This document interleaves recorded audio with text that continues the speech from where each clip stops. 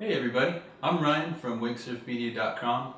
That's a Soulcraft board bag, and we're here in the Shiplap studios to try something new that we're going to call hands-on. Since we happen to have the Soulcraft board bag here with us, we figured our first episode would be about it. Jeff and the guys over at Soulcraft sent us this bag when we purchased our Soulcraft board here from Board Co. in New Braunfels, and it's been great to have on the boat with us. Of course, it's great for traveling if you're flying out to a competition or you're going to go, meet some buddies out at the lake and you want to transport the board in your car or truck first. The board bag is great for that, but we use it a lot in our boat as well. I'm sure many of you out there have had a moment or two when you've been transferring your board maybe from the front of the boat to the back, and you kind of turn, or maybe it bonks the windshield or maybe even the tower, and you kind of have one of those panic moments where you check and make sure your board didn't get dinged up or anything like that. This board bag has helped us a lot with that. We're very cautious on the boat anyway, especially with the price of boards these days. We just try to take an extra moment to make sure we're careful, but having a little bit of added insurance in the board bag has definitely been great.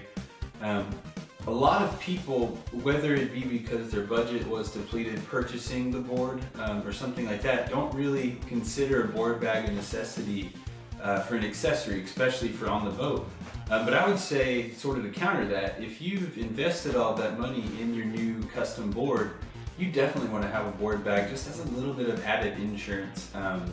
And it's been great for us. So some of the features of the actual board bag itself are, of course, you've got the shoulder strap here. It's got 3mm thick padding throughout.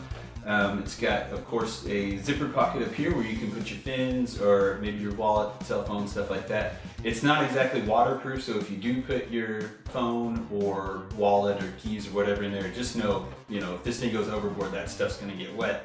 But keep it in the boat and just slide all that stuff in here and you're good. Another thing I want to point out is how the board kind of telescopes actually in the back. It goes up and down. Of course, they have their cool Soulcraft logo back here. But what that allows for is it allows you to put your board in the bag itself without taking off the fins.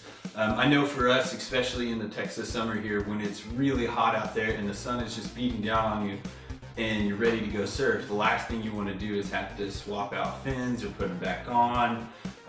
It never takes that long, but it's just something that kind of gets in the way of surfing, and it's awesome that this board bag will actually let you store the board in there with the fins on.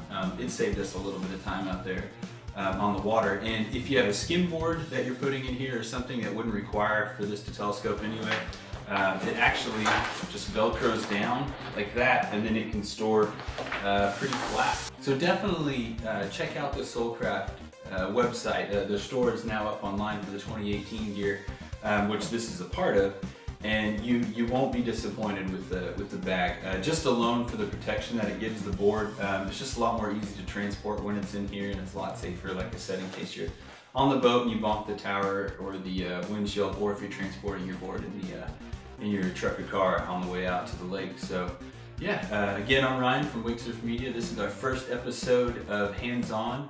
Look forward to making a lot more. If you have any suggestions for us for future episodes, send them over to us through email or Instagram. We're always on there. So if that's it, we'll check you guys down the road.